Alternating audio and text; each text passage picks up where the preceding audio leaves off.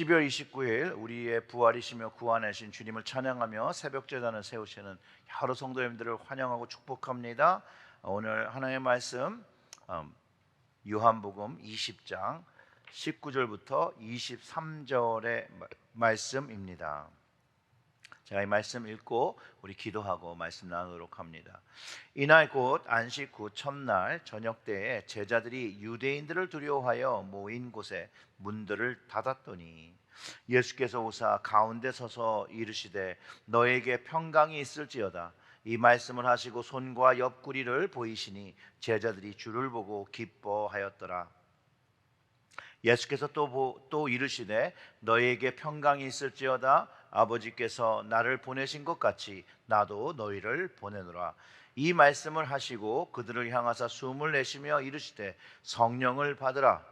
너희가 누구의 죄든지 사하면 사하여질 것이요 누구든지 죄든지 그대로 두면 그대로 있으리라 하시니라. 아멘. 기도하겠습니다. 하나님 아버지 감사합니다. 오늘의 이 말씀, 부활의 주체이신 그 주님, 죽음을 이기시고 이 땅에 하나님의 영원한 생명이 있다 가르쳐 주신 그 주님을 다시 한번 생각하며 우리에게 오늘 살아가는 이 부활의 능력을 얻어 살아갈 수 있도록 이 시간 말씀 들을 때에 저희들을 성령으로 충만케 하여 주셔서 깨닫는 은혜가 넘치게 하여 주시옵소서. 이 모든 말씀 우리 구주 예수님의 이름으로 기도드렸습니다. 아멘. 오늘 복음서를 보면요, 예수님이 이미 부활하시고 비어있는 무덤을 발견했던 사람들에게 나타나신다는 거죠. 그래서 그들이 진짜 부활하신 예수님을 만나는 장면을 묘사하고 있습니다. 놀라운 것은 부활하신 예수님을 만나는 사람들마다 그들의 삶이 변화되는 것을 우리는 성경을 통해서 알 수 있습니다. 주님의 부활을 경험하면 그들이 이전에 가졌던 두려움과 절망들이 이제 부활하신 예수님을 만나면서 해결되어지고 사라지는 것을 우리는 경험합니다. 왜냐하면 이들에게 예수님께서 십자가에서 죽으셨을 때 모든 것이 끝나고 그들의 메시아에 대한 희망이 사라졌던 그것이 부활하신 예수님을 만나면서 다시 회복되기 때문입니다. 사실상 예수님이 죽으신 그 사실을 받아들이기도 어려웠고 대부분 사람들도 주님의 그 장례식장에서 믿을 수가 없었을 것입니다. 우리도 마찬가지죠. 자신의 가족이 죽음을 맞이한 걸 알지만 잘 받아들여지지 못하고 믿어지지 않을 때가 정말 그가 죽었다는 그 사실을 받아들이기가 너무도 어렵습니다. 그렇기 때문에 이 제자들도 돌아가신 예수님의 무덤을 그 시신을 모실 때 정말로 믿기지 어려우면서 뿐만 한 동시에 그들의 희망이 부서졌을 것이라 저는 봅니다. 물론 예수님께서 다시 오신다고 하셨지만 예수님을 무덤에 장사하며 더 이상 볼 수 없다라고 모두 생각했을 것입니다. 오늘 본문은요, 예수님께서 마리아에게 나타나신 후에 제자들에게 또 나타나십니다. 19절에 이렇게 얘기하죠. 이날 곧 안식 후 첫날 저녁 때에 제자들이 유대인들을 두려워하여 모인 곳에 문들을 닫았더니 예수께서 오사 가운데 서서 이르시되 너희에게 평강이 있을지어다. 이때까지도 제자들이 빈 무덤을 보고 와서 시신 없어짐을 걱정하지만 오늘 성경에는 그들이 걱정했던 건 주님의 시체가 사라진 게 아니라 그들은 유대인들을 두려워하기 시작했다라고 말하고 있습니다. 그리고 문을 닫고 숨어 있는 그때에 아무도 문을 열어주지 않았을 그때에 주님이 나타나셨습니다. 인간의 방법과 인간의 생각을 초월하시며 등장하셨고 그들에게 평안을 전한다라고 말씀하십니다. 유대인들의 인사법이 보통은 샬롬이라고 하는 거죠. 우리말 인사에도 안녕하세요 할 때 그 안녕을 넣는 그거와 같은 것입니다.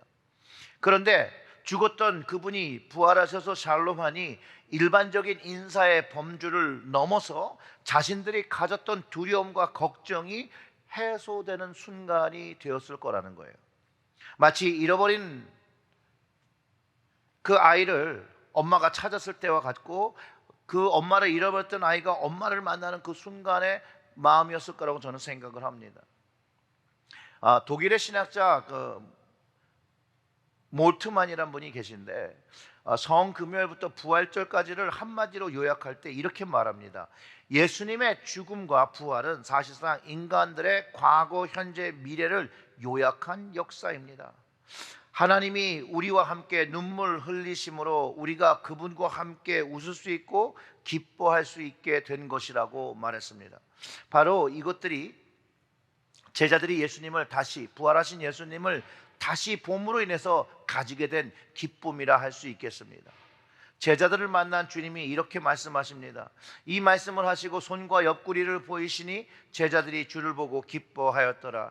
예수께서 또 이르시되 너희에게 평강이 있을지어다. 아버지께서 나를 보낸 것 같이 나도 너희를 보내노라.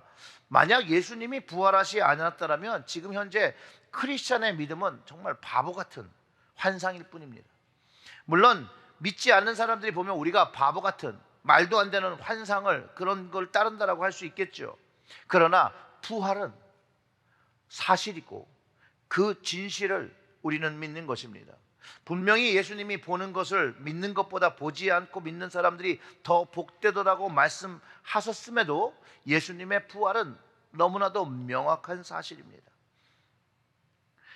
그런데 한번 이렇게 생각해 보면 또 되겠죠. 가정을 해서라도 만약 그리스도의 부활이 정말 사실이라면 주님의 말씀과 삶과 용서가 모두 사실인 것이 증명되는 것이죠.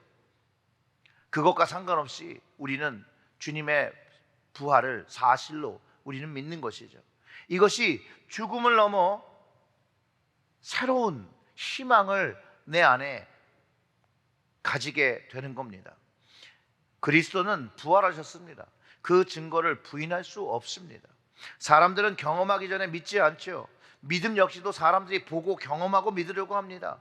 인간이 가진 모습일 수밖에 없죠. 그러나 많은 시간 우리는 믿기 위하여 보기를 원하는데 예수님의 말씀과 하나님의 가르침은 먼저 믿음을 요구하고 계신다는 걸 우리는 성경을 통해 알 수 있습니다. 예수님의 부활을 여러분 믿으십시오. 보지 않고 믿는 믿음, 우리로 하여금 우리 삶 속에서 하나님의 기적과 표적을 체험하게 하는 것을 가능하게 하는 것입니다. 믿으십니까? 여러분 정말 주님의 부활을 믿으십니까?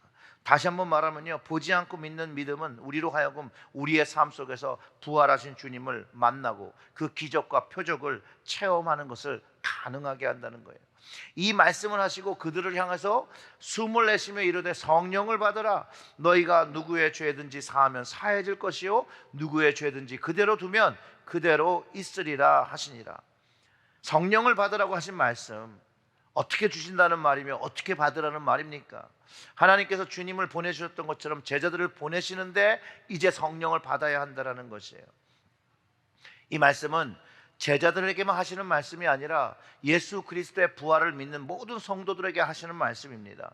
흙에 생기를 부어 넣으시며 생명이 되었던 것처럼 에스겔의 마른 뼈에 그 생기가 사망한 자에 붙어 살게 하는 말처럼 표현하신 거라는 거예요. 숨을 내쉬며 성령은 예수님을 통하여 예수님의 그 부활을, 그 믿음을 고백하며 우리가 경험하는 것이라는 거죠. 그래서 우리는 예수님이 약속으로 보내주신 이 성령을 받아야 합니다. 성령을 받는다는 건 주님이 냅다 던진다는 그런 말이 아닙니다. 원어의 표현으로 보면 영접하라는 거예요. 주님께서 보내주신 성령을 영접하고 그 성령이 우리 안에 내주하는 것입니다. 그리고 그분의 다스림을 받는 것입니다. 오순절은요, 오순절의 그 사건은 그 내주하시는 성령이 경험되어지고 그 성령의 능력이 나타난 사건입니다.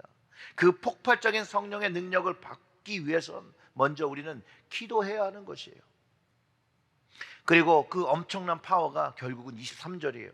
누구든지의 그 죄든지 사하면 사해진다는 것이에요. 복음을 선포하고 죄 사함의 선포를 하는 것입니다. 예수 그리스도를 믿음으로 그 죄가 모두 사함을 받는다는 것을 말하고 있고, 그 복음을 받아들이지 못하면 그 죄가 남아 있음을 이야기하는 것입니다. 예를 들면 어떤 분이 자신의 생각하는 죄를 고민합니다. 여러분들 중에 한 분에게 털어놓습니다. 그러면 이야기하십시오. 죄로 인해 괴롭고 후회되면 지금 예수 그리스도의 십자가가 그 죄를 용서하시고 그 죄를 다 자유케 했다라고 회개하면서 주님께 나온다라면 그 죄가 용서되었다라고 말씀해 주시길 바랍니다. 그러면 더 이상 사단이 그 죄의 사슬, 그 사슬로 속박할 수가 없습니다. 그것이 주님께서 우리가 묶여있는 죄의 사슬을 깨어뜨려 주시는, 부숴주시는 그 순간이 되는 것입니다. 바로 우리는 이것을 복음이라고 말합니다. 사랑하는 성도 여러분, 예수님은 진심으로 믿으십니까? 부활하신 그분을 믿으십니까? 여러분들이 지었던 죄들로 괴로워했던 것, 지금 괴로워하는 것, 이미 예수님께서 십자가에서 죽으시고 부활하셨습니다. 그 부활이 우리의 삶을 변화시킵니다. 예수님은요, 우리들이 회개만 하면, 그 마음만 돌이키기만 하면 용서해 주시길 기다리고 계십니다. 사랑하는 성도 여러분, 죄로부터 자유하십시오.